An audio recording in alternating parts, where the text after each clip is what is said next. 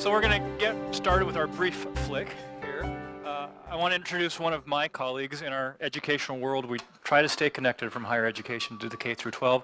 We have one of the most outstanding school districts in the state with Lake Washington, and I'm very happy to introduce my colleague, Dr. Traci Pierce, to talk to us about the state of the school district.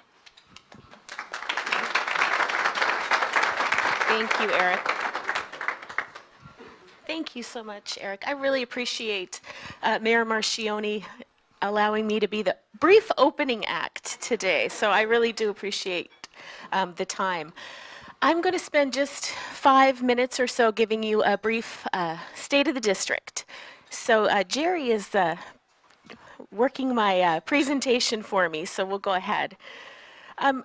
I approach this with the ABCs of the district. We're experiencing academic achievement, burgeoning enrollment, and continuous economic uncertainty. So those are the three main parts of my address today. Our mission as a district is to graduate students who are prepared to lead a rewarding, responsible life as a contributing member of our community and greater society. And our vision is every student future ready, prepared for college, prepared for the global workplace, prepared for personal success. So how are we doing toward reaching our mission and vision? Here's a little bit of data by the numbers. We have 78% of our students who enroll in post-secondary immediately following high school. We are graduating 94% of our students on time. They're earning 22 credits and they're meeting or exceeding state requirements. The middle level, we just shifted to middle schools this past year from a junior high model to a middle school model. We have 88% of our 7th graders meeting or exceeding state standards in reading and writing, and 81% meeting or exceeding state standards in math. At the elementary level, 85% of our 4th graders meet or exceed state standards in reading, and 80% are meeting or exceeding state standards in writing and math. And then there at the bottom, I won't read you all of those numbers, but a little bit about our student demographics. We currently have 14% on free and reduced lunch, and about 6% of our students are English language learners. Go ahead, Sherry, thanks. I included a slide specific to Redmond just to give you a sense of what the enrollment looks like in terms of schools in the city of Redmond at the elementary, middle, and high school, and then percentages of students on free or reduced lunch, English language learners, and homeless students, just to give you a little sense of demographics in our Redmond schools.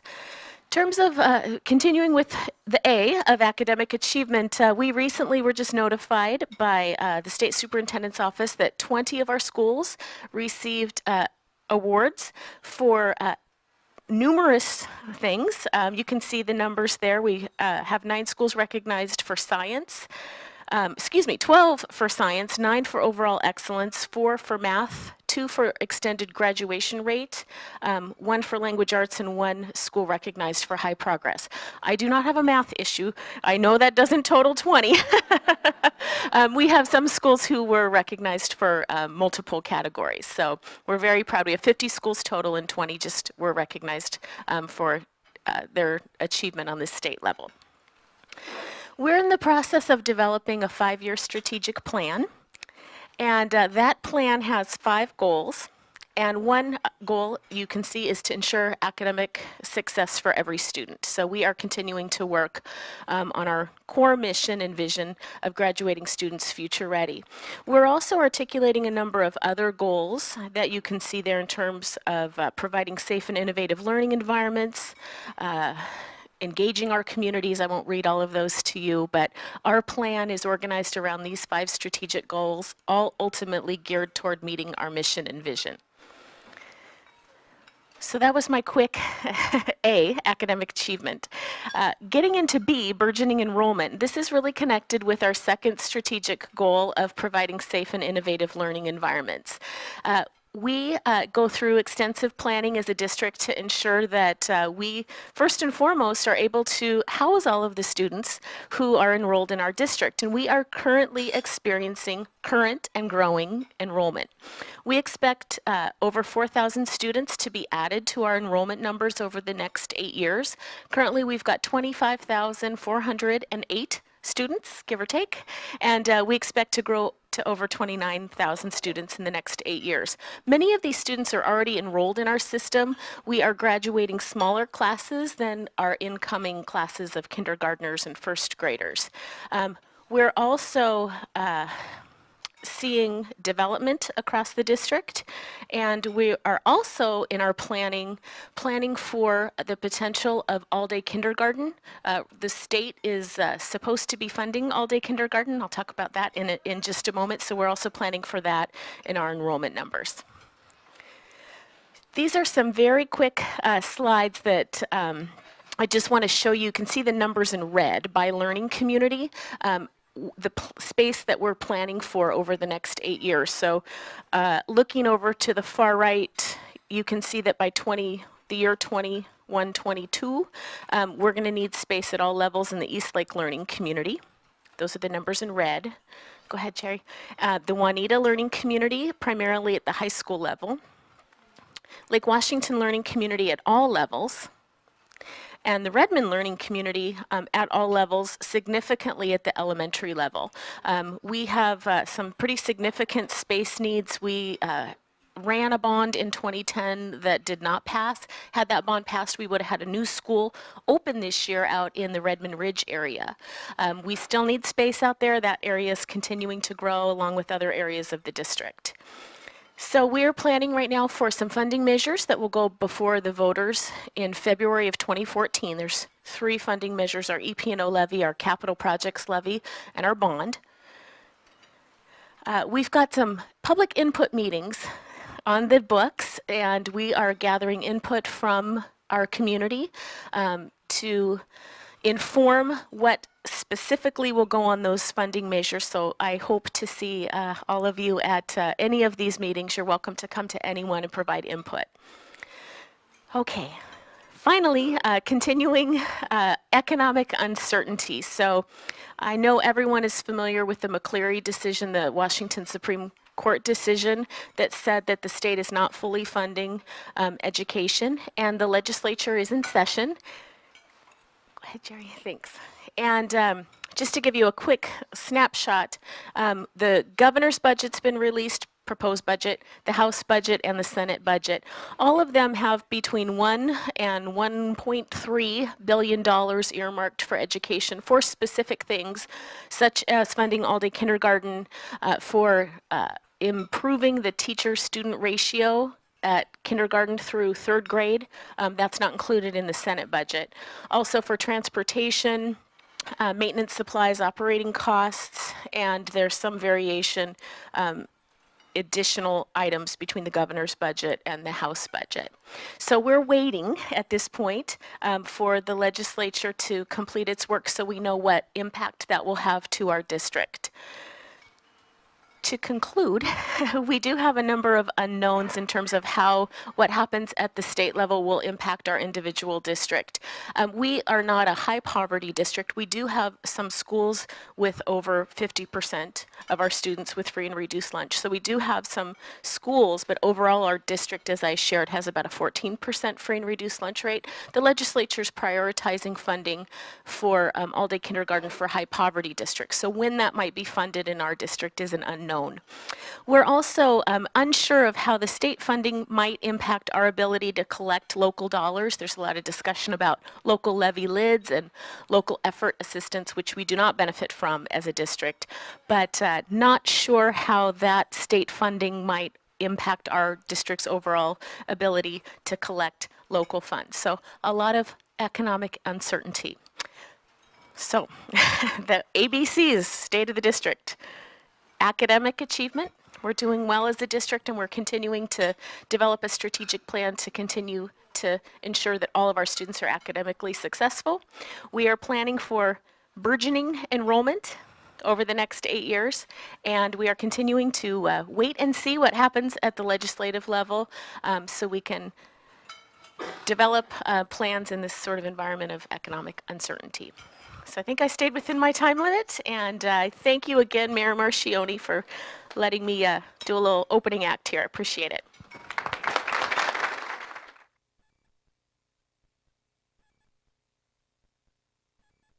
minutes left, so you're all right.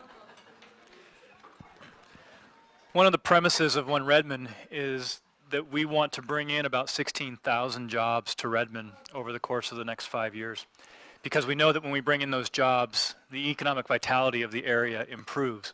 I think one of the consequences of that too is the extra amount of people we have that need to be involved in our schools. And as you can see, we've already got a burgeoning enrollment. And so we have to manage our growth in a very strategic way. And one of the partners that we have in managing that growth is the City of Redmond. I would like to introduce Mayor John Marchione. I have notes, so pardon me for reading, but first elected in 2007, Mayor Marchione is now in his second term as mayor. He oversees 7 departments consisting of over 600 employees. To date, through Mayor Marchione's leadership, the city has adopted budgeting priorities, completed the downtown street grid, and purchased the Burlington Northern Santa Fe line and converted it into the Redmond Central Connector. Try to say that 5 times fast. That connector is a multi-purpose trail that links Redmond to the region. In the local community, John has teamed up with local business and community leaders to establish OneRedmond, a combination of business, economic development, and community leaders working towards one vision for Redmond. He's also worked with other community leaders to found the Lake Washington Schools Foundation, where he has served as a board member and treasurer.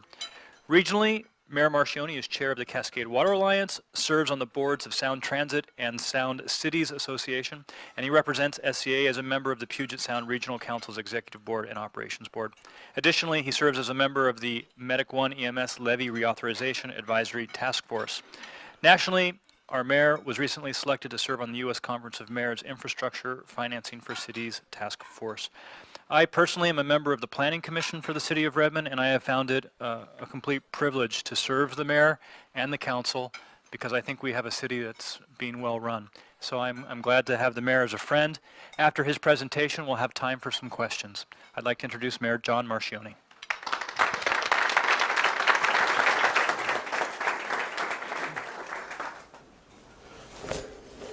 Can you turn that off? Yes. Well, good afternoon, and thank you for coming out today. I really appreciate it and appreciate the big audience. I'd like to give a State of the City address, if you will. It's been 51 weeks and 1 day since I was here last, and yeah, I counted it out. It was April 18th last year, actually, and we'll go from there. I want to begin with who are we in Redmond? Like Dr. Pierce talked about, we're a diverse community and perhaps more diverse than people realize. We have 56,000 residents and 79,000 jobs. We plan in 10 different residential neighborhoods. We have parks and open space. But what you probably don't know is 27% of our population speaks international languages at home. 29% are foreign born or born internationally. I don't know how they count Canadians, but good morning, Andrea. But the education level is also high. 84% of the resident population has achieved some sort of higher education degree. 84% of the adult population. And we continue to grow. By 2030, which is our planning horizon, there'll be 119,000 employees and 79,000 residents. And this is what Redmond is prepared for through our planning commission, our visioning, and our open houses. Population by age. Our biggest demographic is 20 to 34-year-olds, followed by the next of 40 to 44, or 35 to 44. We're a young city. We are the only city that I'm aware of in King County that got younger between the 2000 census and the 2010. In 2010, our average age was 36. Now we're 34 point something. Someone accused me, since my mom lives in Kirkland, that we export our seniors, but that's not true. Comparatively to Seattle, Bellevue, Kirkland, you can see the top line is those that are over 65. And so our over 65 population is smaller than our area comparables. And then the bottom line is our younger generation. I think it's under 17. And that is what we're over to about 23% under 17 years old in the city of Redmond. So if you think about it, we have 56,000 people. 22% of those are under 17. So at most, we have 20 to 25,000 adults who can work in full-time jobs. Yet we have 79,000 jobs right now. So we're a net importer of people every day, roughly 50,000 you could say. That means we have to be connected in the region, and what happens with Sound Transit, what happens at King County, and what happens in other levels, both sub-regional and regionally, are very important to Redmond. This is our ethnic breakdown, 65% white, 25% Asian being the two largest groups. Asians count both Indian and the rest of Asia, very similar to the numbers Dr. Pierce showed us. And then this is our household size. Our largest being two-person households, our next largest being one-person households. You can see it tapers off as the households get larger. This is important for Lake Washington Schools District to know because they need to plan for those schools, but it also tells us what kind of amenities and services that we should be providing to our community. These are our 10 neighborhoods, and out of our 10 neighborhoods, we've identified 2 as what we call urban centers. Urban centers is a regional planning term that means that you're going to create density there of jobs and housing. And this is a very proactive way of managing growth. This is an answer to stopping sprawl. In the 80s, I'd say King County was backwards. Growth was occurring in unincorporated counties, and cities were incorporating to stop growth. And that's totally backwards for what the laws are and how the financing is set up and so forth. In 1993, the Growth Management Act passed, and that flipped that. So that you put growth in your cities, and you keep the rural parts or beyond the growth management line rural. So if you go across the line out towards past Avondale, it's one house per 4 or 5 acres is about as dense as you can be if you build today. And if you're inside the city, 1 house or 4 houses per acre is roughly about the least dense you can build in a city. So this is a regional strategy to manage growth, use our land efficiently, and therefore our capital dollars go to transportation and other infrastructure to make this regional plan work. Businesses. This is businesses by type. It used to be SIC codes. I don't know exact codes right now, but manufacturing, wholesale, professional, scientific, and healthcare are the biggest. And you can see that at 11%, manufacturing and professional scientific are 2 of our largest, but retail at 15% in terms of number of businesses. Now, in terms of jobs, this is the breakdown of the types of jobs. And you can see on the left, 48% are in the informational sciences. And out of that 48, 5% of it, or 5% of the 48 is aerospace and avionics. 80% of that 48 is interactive media and software. Medical IT is 3%, and retail, culture, and arts is 12%. But almost half of our jobs are information science based. And then you can see on the right, well, you probably can't see. I can because I have the paper in front of me. But even then it's hard to see. That professional science technology is at 10%, manufacturing 9%, retail, wholesale, and trade, and then down to healthcare, and then smaller groups of that. But when people say we're young and we're tech savvy, we have the data to back that up. And that plays into the OneRedmond strategy of bringing employers who want to use similar employee bases. So if we're going to attract companies to Redmond or ask companies to grow in Redmond, we can go to them and say, well, 48% of our employees here are in information services, and building clusters of information services or professional scientific is part of the strategy of economic development for the city in OneRedmond. All of this means that Redmond has been recognized as a great place to live. Nationally, Money Magazine ranked us as one of the fifth best place to live in a city under 300,000. Now you could argue, why would anyone want to live in a city over 300,000? But under 300,000, we are recognized for being family friendly, great parks, trails, and amenities, a high level of education, good school district, and all these things go together, as well as the number of jobs, as well as our housing choices and availability. But we always know we can improve. So where are we going? We have a great community now, but we know that jobs are going to increase by 40, 50,000. Population is going to increase by 20 to 30,000, just less than 20 years from now. So how do we keep us a great place to live, work, and shop? Our vision for the city, and when I say our vision, this is a vision in our comprehensive plan. This is a vision approved by the city council. This is a vision that we drag out every year and ask the public, what do you think about it? It says 2 urban centers is how we're going to manage our growth. We're going to put most of that 25,000 in either downtown Redmond or more of them in Overlake. There are still neighborhoods that are growing, but that's the central focus.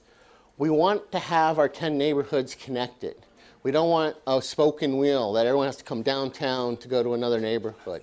We want to build community by weaving neighborhood connections together. And then providing high quality services. You know, when I go to the elementary schools and the high schools, I ask them, did you use a city service today? And most of the kids say no. Well, the high schoolers in particular, no. And then I ask, well, how many of you showered today? Of course, all the hands shoot up, especially the boys, because they want to show the girls that they showered today, whether it's true or not. I said, well, you used a city service. And hopefully you flushed that toilet, because sewer is a city service. We bring the water to your house, we pull it away. We provide the sidewalk. We provide the road that got you to school today. Hopefully you didn't use our police service today, because that meant you were late for school and got here a little too fast. And then explain fire, but we also have other services in finance, human resources, and planning, which helps lay the foundation for all of this.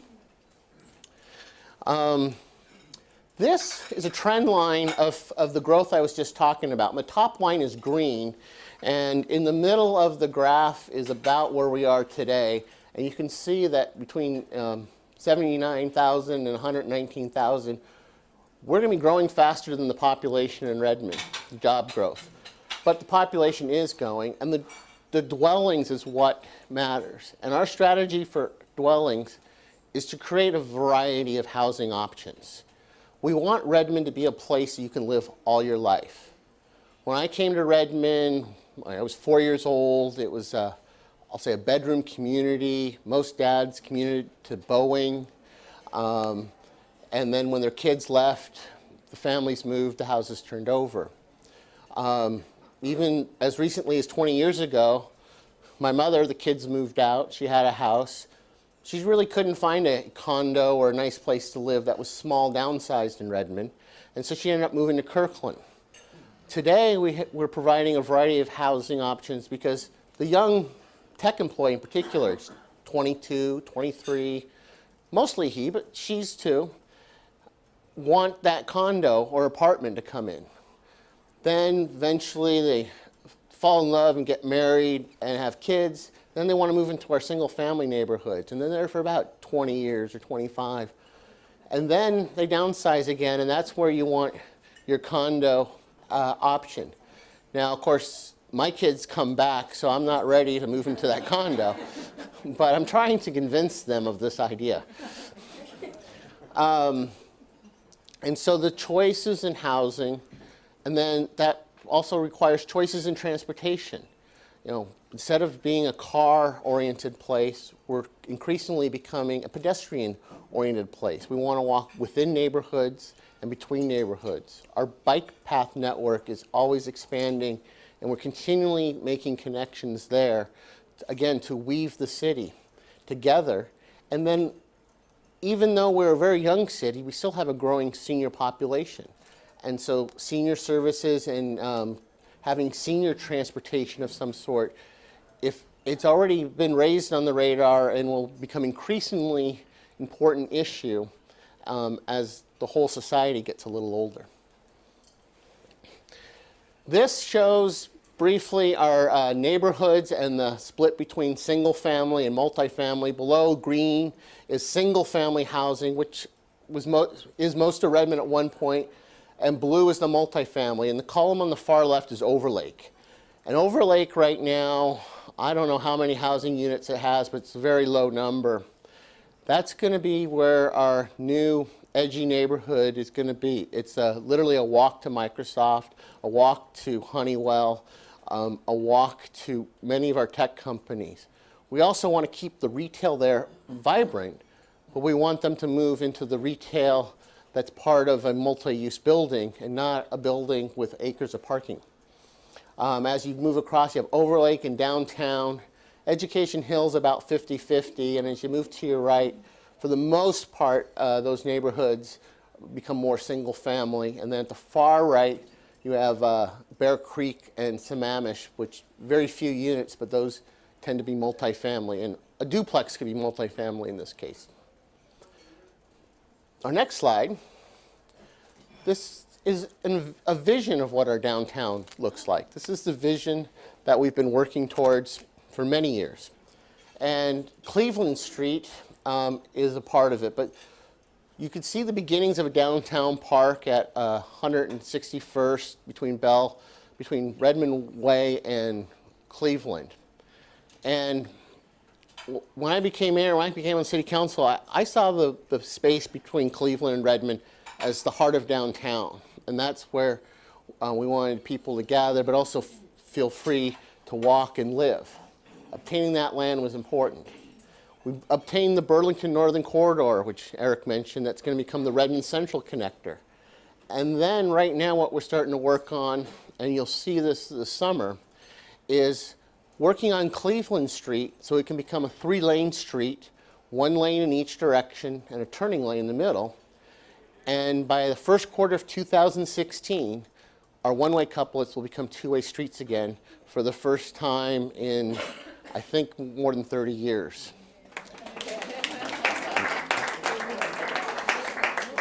So I tell people I want to convert those couplets, and the council agrees and supports this also.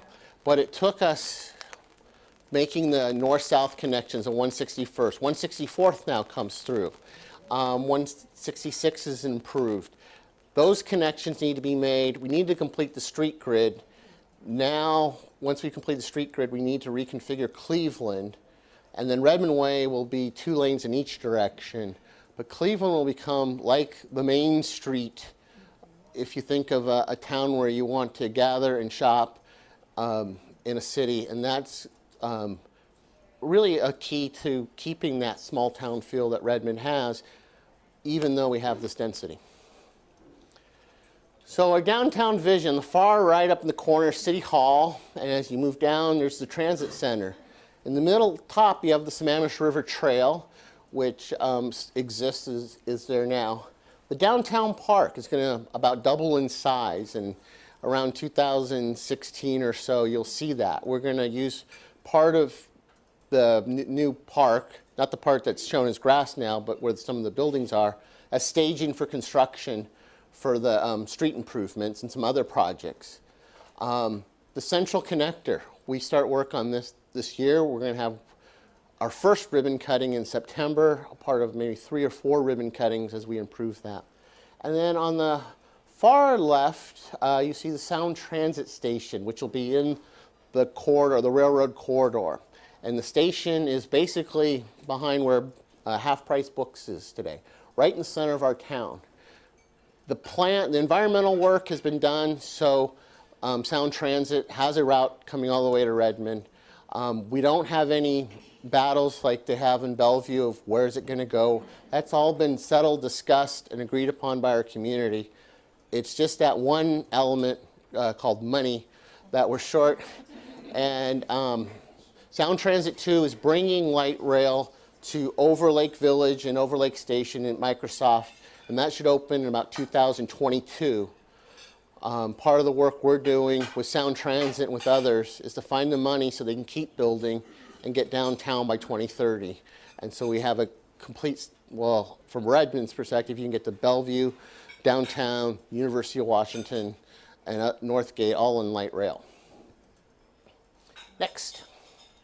So cranes, mayors get together now and then, and we elbow each other and kind of brag, because mayors are all a little competitive. And the number of cranes you have in your community is one way to measure the health. And Redmond right now has 3 cranes, which is more than Bellevue. More than Kirkland. But Redmond was well positioned to get through this recession. Yes, we saw shrinkage in our companies. We saw our revenues drop. We extended the life of permits out 7 more years. So the permits that were earned in 2007 and 2008 wouldn't expire in the middle of the recession, they would last. And so we're seeing some of that construction start to happen now. And we have 1 across from City Hall and 2 along Cleveland Street that will be opening soon. There's 6 projects with 684 dwellings and almost 25,000 square feet of retail that should be open in the next 2 years. These 4 are in the permitting process, and they're going to add to our downtown population. When I ran for council 8 years ago, 9 years ago, and you drive through Redmond at 8 p.m., no one was walking downtown. Now, there's always at least 1 person on the corner when you go down there. Doesn't matter what the weather is. And they're legal, by the way. I don't know if someone's... That wasn't in part of the jobs graph, if you noticed earlier. But having a vibrant downtown, our restaurants are doing better, and it's starting to be a place that thrives. But our citizen surveys also show that people feel safe walking downtown. They feel safe in their own neighborhoods, and that feeling of safety is important also. So these are the new ones that were up there. There are about 437 total units and another 7,000 square feet of retail coming in those 4 projects over the next couple of years. So the city's role in this is putting the infrastructure in so private development wants to occur in Redmond. Retail shops, national ones in particular, say for retail to work, you have to have a 2-way street in front of you. So that's why converting the couplets is so important. And we call it the East-West Corridor Study, and I talked about that already, but it's very important to get not just it's not speed, it's mobility. It's being able to get around that's so important to make the downtown successful. The Redmond Central Connector is another public investment. It's taking that railroad corridor and making it a linear park and trail. It is making it a vibrant place. We zoned buildings on Cleveland so they have 2 fronts, 1 on Cleveland Street and 1 on the trail. Hopefully, as this becomes more developed, you can walk down the trail and you can stop and get lunch. I mean, I've walked down this trail already. You start at, let's say, Red Robin, and you can get lunch there. It's right off the trail. Not quite what we're going for. You can walk down, you can go to Half Price Books and shop for books. You can walk even further and cross the river, and you're like in like a tunnel of nature. The trees and the shade. The quietness, you can feel the quietness immediately around you, but you can also feel the hum of the city just beyond that if you want to dive in and participate. The Redmond Central Connector on the left is existing conditions. We put some grass down. We've got some railroad ties that are just been removed in planning. And then on the right is 2016. We expect to have sitting areas. We expect to have the trail.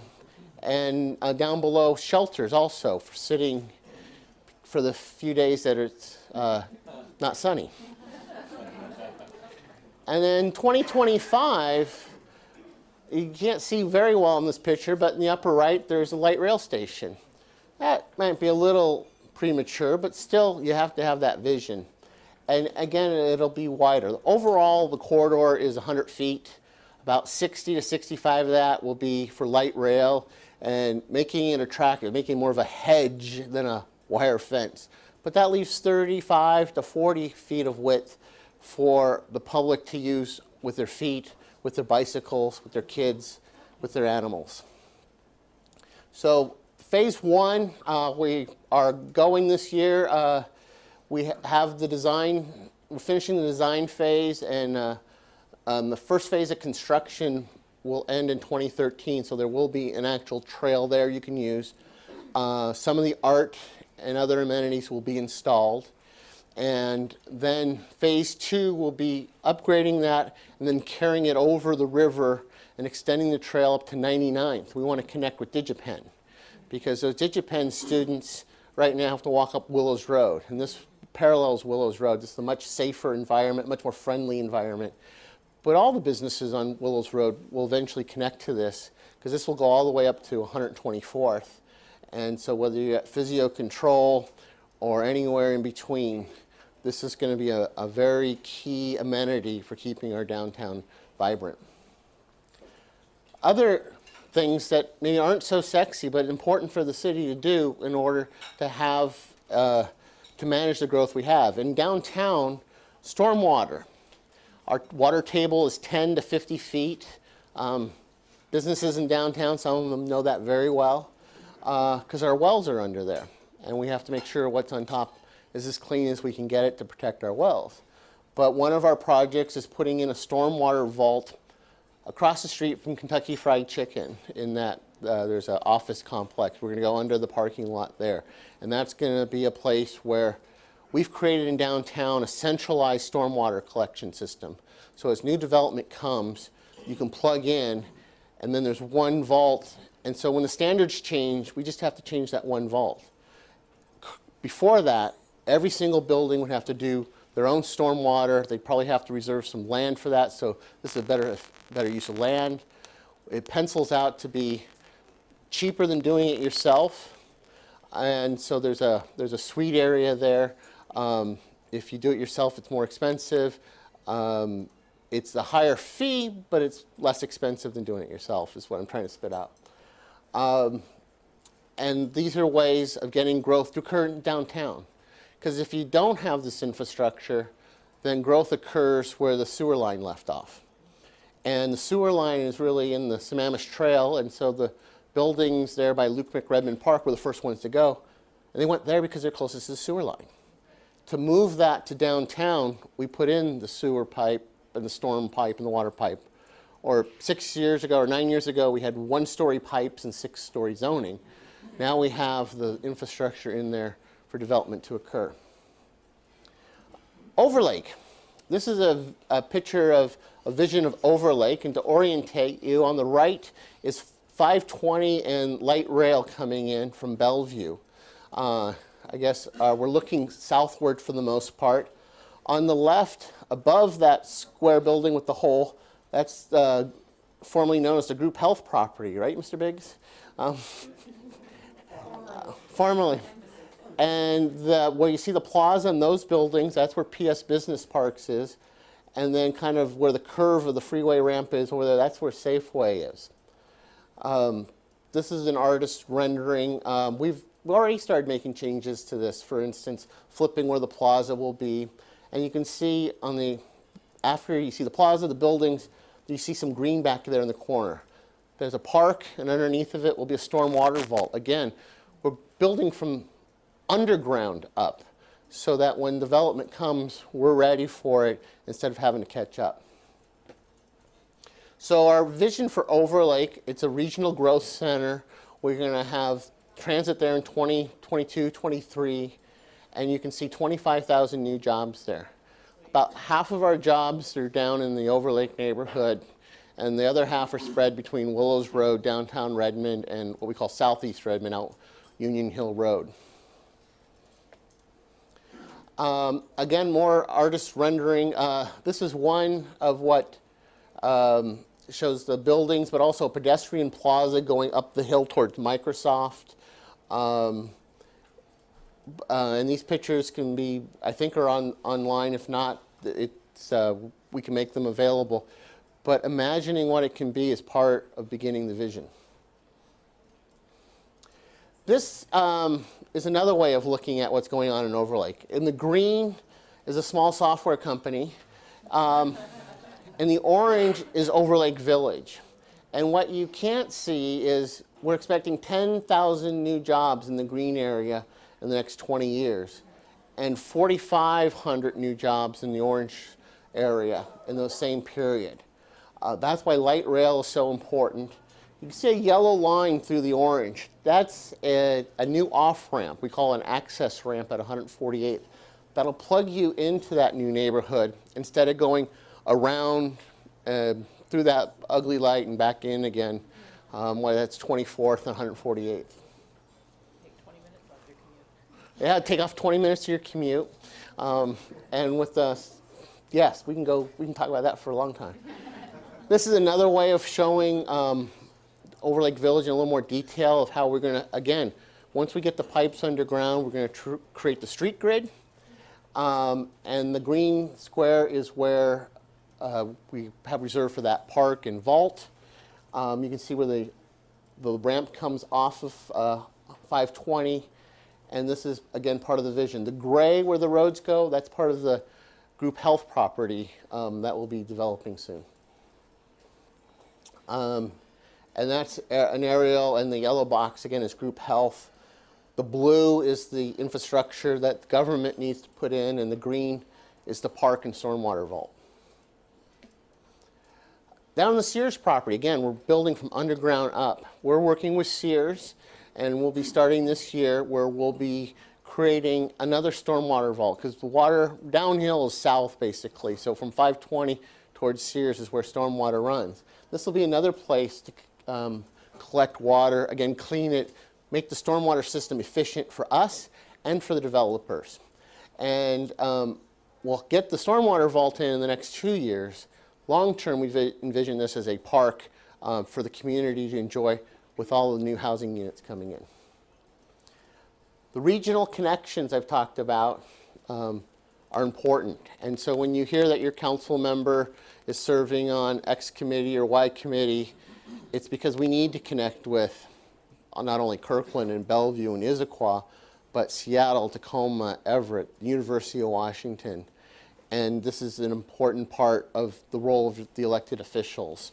We're working regionally on housing choices. We belong to ARCH, a regional coalition on housing, so that there are all kinds of housing choices, which means your barista can live in your city as well as your software engineer. Ask your barista where they came from, where they live. They either live with their parents or they came from Monroe or Enumclaw or some long way. To have the variety of jobs we have in Redmond requires the housing choices that people can live, and that also includes senior housing, which Redmond is joining in a partnership to build senior housing basically across 160th from where the police station and the senior center is. Infrastructure, I think I've emphasized the value of this, and so when you hear that word infrastructure, before your eyes glaze over, realize infrastructure is economic development. And that where you put your infrastructure is where your growth will. And if you don't put your infrastructure in, you either have no growth or willy-nilly growth. Open spaces, this is part of the quality of life. Yes, there's going to be density in housing in places. We're also preserving the other 8 neighborhoods the way they are with their single-family housing and their mixes. So we're going to have that variety. But open space is what makes a civil society. We still need the green. We still need the open air. Streams, trees, and trails will always be a part of Redmond's ethic and values. And the river, Sammamish River in particular, we've been a great steward of in the past. And then in this upcoming 2 years, we're going to be doing work on Bear Creek along behind Redmond Town Center here, in which we're enhancing it for fish passage and water flow. And this is my concluding slide. Redmond is a great place now and can be a great place in the future. We all need to be rowing in the same direction, and we all need to be working towards that same vision. And I know a lot of you already support this vision, and I thank you. And for those of you who are new, get on board and help us get there. Thank you very much.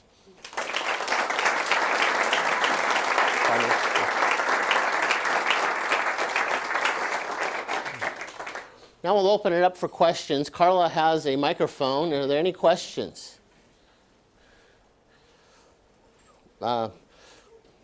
This is Mayor Mayor Will Ibershoff of Duval. How many cranes do you have, Will? We don't have any yet. Yeah, okay. So I guess the question with respect to cranes is, a lot of communities are getting away from the whole mixed-use idea, but I can see a lot of your future vision is that. Do you see that the mixed use is really working really well in Redmond? And then do you see yourself going beyond kind of the 6-story cap that you folks have talked about in the past? Well, in terms of mixed use, it's a targeted use. It's not a widespread use. Where our density is and where the transportation is, particularly light rail and freeway access and bus service, is important. If we put mixed use out in Avondale Road, it's not going to work.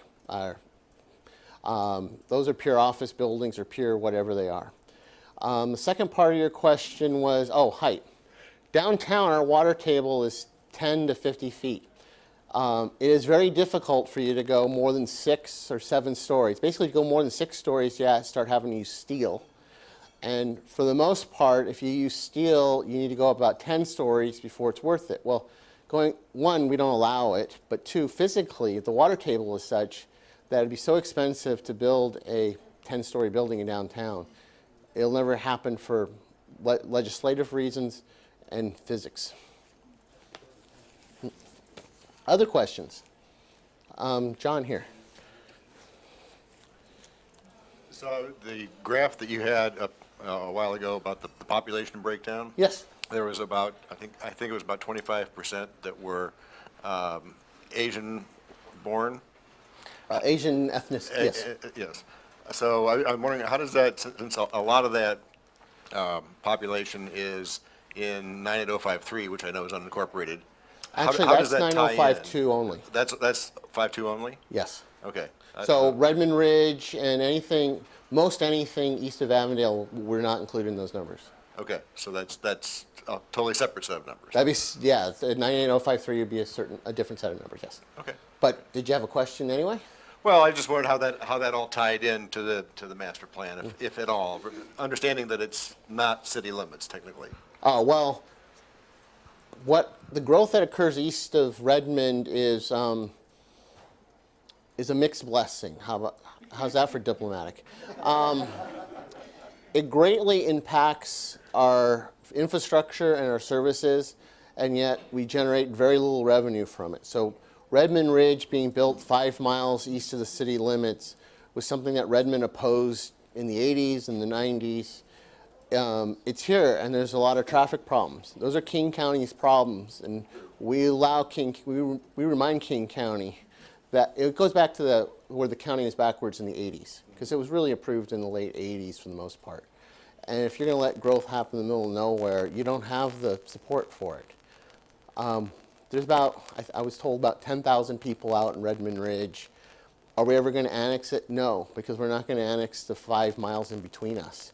Because if we did, we'd have to upgrade it from rural to suburban, and that's growth that we're not planning on or planning on managing. So those are my thoughts on Redmond Ridge and East. I would say in terms of ethnicity, Bellevue's numbers are similar to Redmond. I would think east of Redmond would be similar numbers. For the most part, the northeast King County, the breakdown is probably 65-35 in terms of white and non-white. I think there's a question over on the right. I see a lot of entrepreneurship incubators happening in Seattle, like big name ones like Techstars. I'm just wondering if you have any plans to get the startup community out here in Redmond, either through incubator programs or influencing startups to bring their businesses here. That's a question we've wrestled with, but don't have an answer at the moment. This is something that, as mayor, I hope OneRedmond takes on. We do have a lot of entrepreneurs here, and a lot of small businesses. we might not be as famous as Seattle, but we want to create that community. We have private spaces like Think Space, which allows incubator, at least of technology. We have Vision 5, which is a new development that has housing, and on the top floor has incubator space. But I think we do need a formal vision and strategy to get us there, and we haven't come up with that yet. Thanks. One more. My answers are too long. You got Todd over here.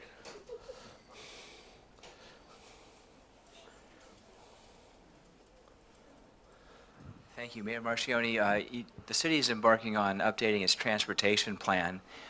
Realistically, we can have light rail in about 2023 to Overlake, but to downtown, it's probably another 15 years past that to be operational. In the meantime, there's a lot of other transportation systems and improvements and expansions that need to occur. Can you share your thoughts on what needs to be done, what resources are available to do that, and what additional resources we'll need to come up with so that we have a multimodal transportation system to function, serve Redmond's growth? I'll answer the second question first. What resources are available? Very little. I think that's a debate in the community, in the state. We've been down at the state asking for capacity to do things. But for the most part, revenue is going towards operation and maintenance. Redmond has been very fortunate in getting federal grants to complete projects. 36th Street Bridge had about $11 million federal grant. Our Cleveland Street work, we're getting regional and state grants for that, but those are drying up. I think what technologies or what things we need to consider is, I think what we call sub-regional connectivity between Totem Lake, Kirkland, downtown Bellevue, Redmond, Overlake, maybe even Issaquah, and depending what Sammamish does. Because more and more, that's where people want to get to. The system was built like 1969 when my folks moved here, assuming everyone wanted to go to Seattle. And with tolls and other things, people don't go to Seattle very much anymore. And having the connections and finding whether it's art, work, play on the east side is happening more and more. And I would say ideally some sort of transit system, whether it's dedicated right away or not, I don't know. Coming with that revenue source is probably the key thing. It's one of those things where everyone might want, oh, that sounds really cool, but when they find out the price tag, whether they want to pay that, it'll be part of the discussion. Thank you, Todd. I hope everyone will join me in thanking Mayor Marchione and Dr. Pierce for their presentations today.